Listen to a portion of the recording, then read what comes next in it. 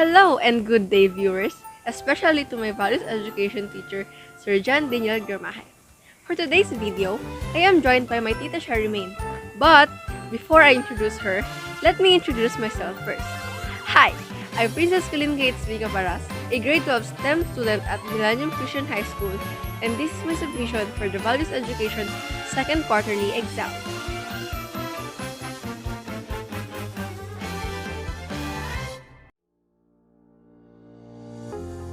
What are the life lessons you have learned from leading a family?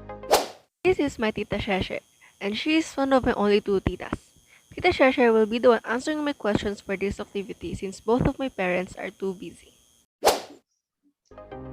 The life lessons I learned leading a family is that our experience will always matter in every situation we are in, and that being a mother as well of one daughter, I was too far away from her, and sacrifices is really a big thing in able to provide and to lead them in this so they can have this good life.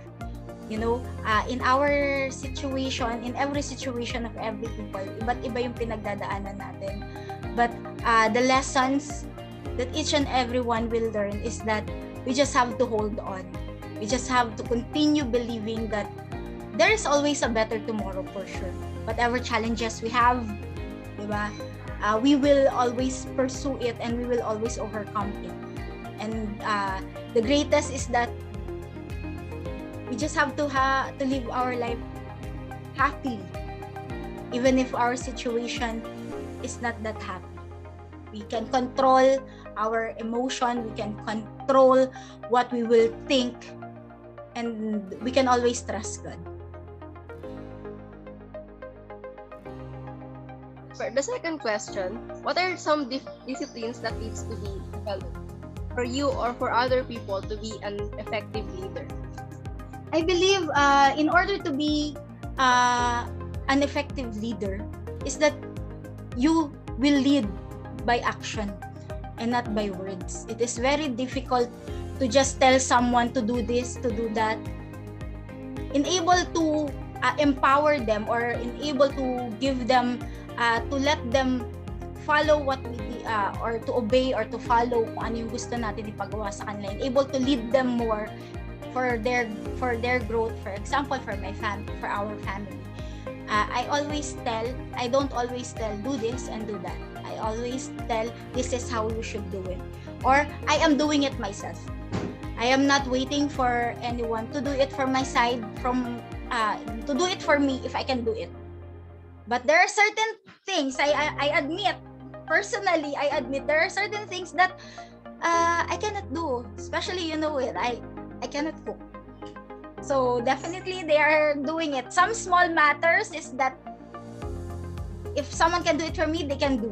But for me, being an effective leader, you should always be the one to do it first and not just to tell them to let your family members or to let your to just tell them what they need or what they are supposed to do.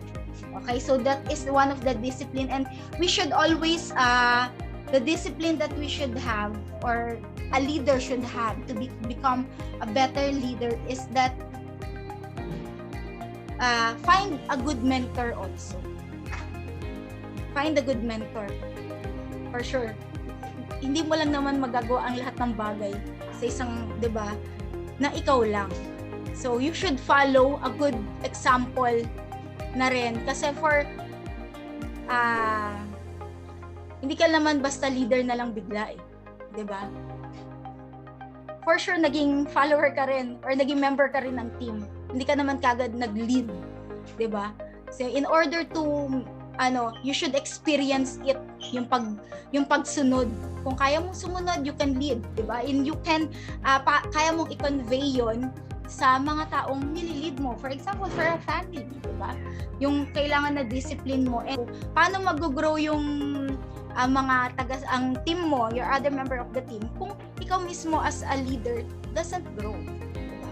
So So that is I think it's the best is you should act first. You should be the one to tell them what to do what they are supposed to do, and find the mentor. And continue growing, diba? True. So like it's like we should always set an example first before telling people what to do. Hindi ka magiging effective pag hindi mo pinakita sa kanila. And pag nag-fall naman ang members mo or yung team mo, it's because of you. You should have identified it already. You should have set already what they are supposed to do. Diba? Yun lang. Very, very nice. So, for the last question, what is your encouragement for the current generation? Sa mga aspiring leaders ng teams and other. For this current generation, I always said this, that this generation, is very different than what we are used to.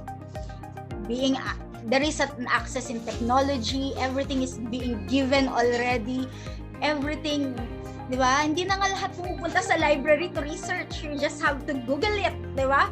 But then again, I believe I can encourage this current generation just to do well and just to always believe that tomorrow might be a better day for everyone. So, don't give up, never give up, and always put into each one's mind that lahat tayo ay tao lang din.